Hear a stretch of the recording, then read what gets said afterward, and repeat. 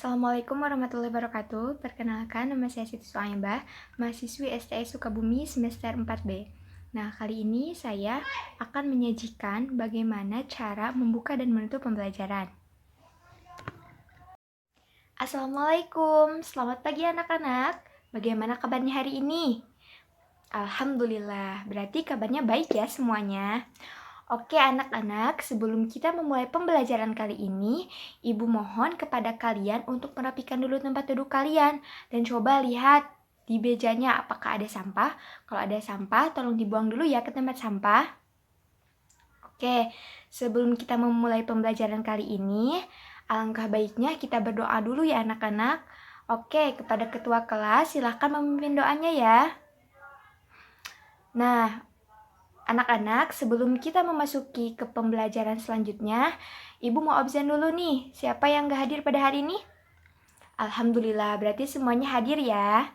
Oke, anak-anak, sebelum Ibu melanjutkan materi yang akan Ibu sampaikan pada hari ini, materi sebelumnya yang telah Ibu sampaikan pada minggu lalu, apakah ada dari kalian yang ingin menerangkan atau menjelaskan kembali materi yang telah Ibu sampaikan? Baik, Ananda silahkan sampaikan materi yang minggu lalu Ibu sampaikan. Nah, terima kasih kepada Ananda yang telah menyampaikan materi dari Ibu minggu lalu ya. Nah, oke anak-anak, untuk pembelajaran kali ini, Ibu akan membahas tentang ekonomi syariah. Oke, nah pada pertemuan kali ini, Ibu harap setelah kalian belajar tentang ekonomi syariah, kalian bisa menerapkan pembelajaran ini di kehidupan kalian sehari-hari nantinya. Nah, baik anak-anak, untuk memulai pembelajaran kali ini, silahkan buka buku atau LKS ya. LKS Ekonomi Syariah halaman 123. Anak-anak, apakah kalian sudah membuka LKS halaman 123-nya? Oke, langsung saja ya kita ke materi yang akan Ibu jelaskan, yaitu larangan dalam ekonomi Islam. Nah, anak-anak, dalam larangan ekonomi Islam itu banyak sekali larangan-larangan yang telah Allah larang gitu. Dalam artian Allah telah mengingatkan kita untuk tidak melakukan hal itu. Nah, larangan dalam ekonomi Islam itu ada 5. Yang pertama riba, yang kedua goror, yang ketiga maisir, yang keempat haram, dan yang kelima adalah zalim. Nah, anak-anak, sebelum Ibu menjelaskan apa itu riba, apakah ada di sini yang ingin menjelaskan apa itu riba? Oke, baik, silahkan Ananda.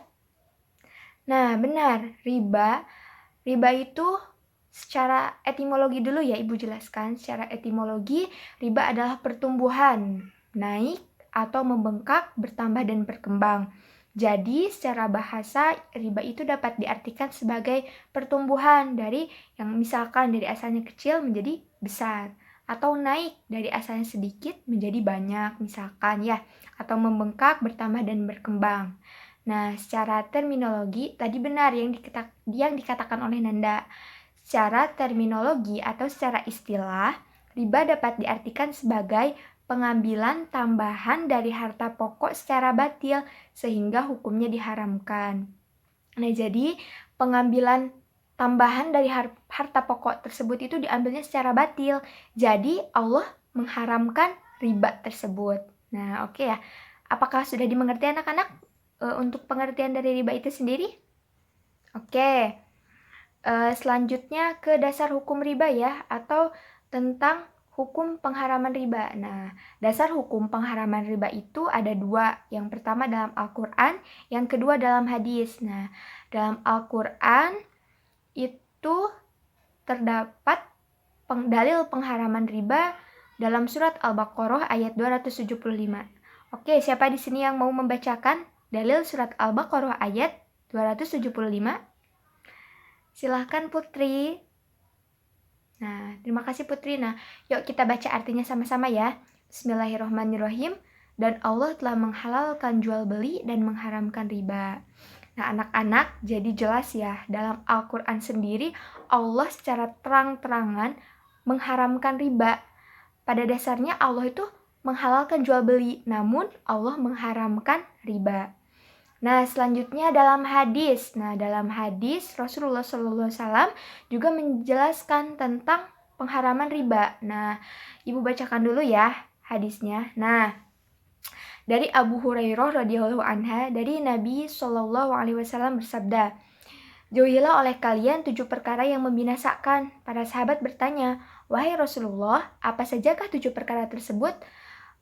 Beliau pun menjawab, "Yang pertama, syirik kepada Allah, sihir, membunuh jiwa yang diharamkan oleh Allah kecuali dengan jalan yang dibenarkan atau secara syariat, memakan riba, memakan harta anak yatim, melarikan diri dari medan pertempuran, dan menuduh zina wanita beriman yang menjaga kehormatannya."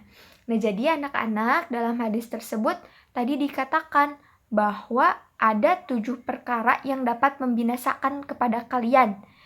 Nah, salah satunya yang disebutkan dalam hadis tersebut adalah memakan riba. Oke, anak-anak, apakah ada yang ingin ditanyakan dari pengertian dan dasar-dasar hukum tentang riba? Oke, kalau tidak ada kita lanjut saja ya. Oke, yang selanjutnya yaitu macam-macam riba. Nah, di sini coba lihat di LKS-nya banyak sekali macam-macam riba. Itu ada riba utang piutang, ada riba jual beli. Nah, yang pertama yaitu riba utang piutang. Nah, riba utang piutang itu ada 2. Yang pertama riba qard, yang kedua riba jahiliyah. Nah, untuk riba qard sendiri yaitu mempunyai arti suatu manfaat yang disyaratkan terhadap yang berhutang. Jadi riba qard itu suatu manfaat yang disyaratkan terhadap orang yang berhutang. Nah, selanjutnya yaitu riba jahiliyah. Apa itu riba jahiliyah? Riba jahiliyah adalah hutang dibayar lebih dari pokoknya. Nah, untuk yang selanjutnya yaitu riba jual beli. Riba jual beli juga terdapat 2 bagian. Yang pertama riba fadl, yang kedua riba nasi'ah. Nah, untuk pengertian riba fadl sendiri yaitu pertukaran antar barang sejenis dengan takaran yang berbeda. Nah, untuk yang riba nasi'ah itu yaitu jual beli dengan cara mengakhirkan penerimaan kedua barang atau salah satunya tanpa menyebutkan masanya. Untuk selanjutnya, hikmah dari diharamkannya riba. Nah, ada beberapa hikmah diharamkannya riba. Allah telah mengharamkan sesuatu, pasti ada hikmahnya. Allah telah melarang sesuatu, pasti ada hikmahnya. Allah telah memerintahkan sesuatu, pasti ada hikmahnya untuk kita sendiri gitu sebagai manusia atau sebagai hamba Allah Subhanahu wa taala. Nah, ada pula hikmah diharamkannya riba. Nah, hikmah diharamkannya riba itu ada beberapa. Yang pertama, Allah tidak mengharamkan sesuatu yang baik dan bermanfaat bagi manusia, tetapi mengharamkan apa yang sekiranya dapat membawa kerusakan bagi individu maupun masyarakat. Yang kedua, cara riba merupakan jalan usaha yang tidak sehat karena keuntungannya diperoleh dengan cara memeras tenaga orang lain yang pada dasarnya lebih lemah daripadanya. Untuk selanjutnya, dari hikmah diharamkannya riba yaitu keharaman riba dapat membuat jiwa manusia menjadi suci dari sifat lintah darat ya. Untuk yang terakhir yaitu hikmah dari diharamkannya riba, biasanya orang yang memberi utang adalah orang kaya dan orang yang berhutang adalah orang miskin. Nah, mengambil kelebihan utang dari orang miskin sangat bertentangan dengan sifat Rahman Allah Subhanahu wa taala. Nah, hal ini merusak sendi-sendi kehidupan. Oke, anak-anak. Mungkin hanya itu yang dapat Ibu sampaikan. Kurang dan lebihnya mohon dimaafkan. Baik, sebelum kita menutup pembelajaran kali ini, Ibu akan menjelaskan sedikit ya. Jadi, larangan dalam ekonomi Islam itu terbagi menjadi 5, yaitu riba, goror, maisir, haram, dan juga zalim. Nah, pada pertemuan kali ini Ibu hanya membahas tentang riba saja. Nah, oke anak-anak, sampai di sini apakah ada yang ingin bertanya? Oke, baiklah kalau tidak ingin ditanyakan. Nah, untuk minggu depan kita akan membahas tentang goror. Nah, Ibu harap minggu depan kalian bisa baca-baca dulu di rumah apa itu goror, pengertian goror, dan sebagainya. Oke anak-anak, sebelum kita mengakhiri pelajaran kita kali ini, alangkah baiknya kita membaca doa dulu bersama-sama ya. Membaca doa dalam hati dimulai. Baik, terima kasih anak-anak. Mohon maaf atas kesalahan ataupun ada ucapan Ibu yang salah, mohon dimaafkan. Kurang dan lebihnya mohon dimaafkan. Wabillahi taufiq wal hidayah. Wassalamualaikum warahmatullahi wabarakatuh. Selanjutnya saya akan memberikan contoh tentang teknik bertanya. Yang pertama yaitu contoh pertanyaan permintaan atau complex question ya. Contoh dari pertanyaan permintaan yaitu, oke, baiklah anak-anak, apakah kalian bisa diam agar suara ibu terdengar oleh kalian?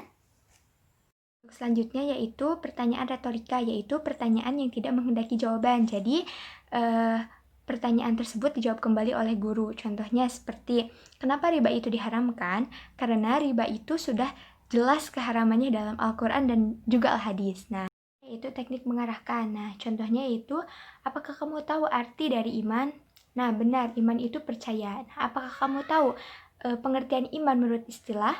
Apakah kamu tahu arti dari tasdiqu bil qalbi wal iqraru bisan wal amalu bil arkan? Mungkin hanya itu yang dapat saya sampaikan. Wassalamualaikum warahmatullahi wabarakatuh.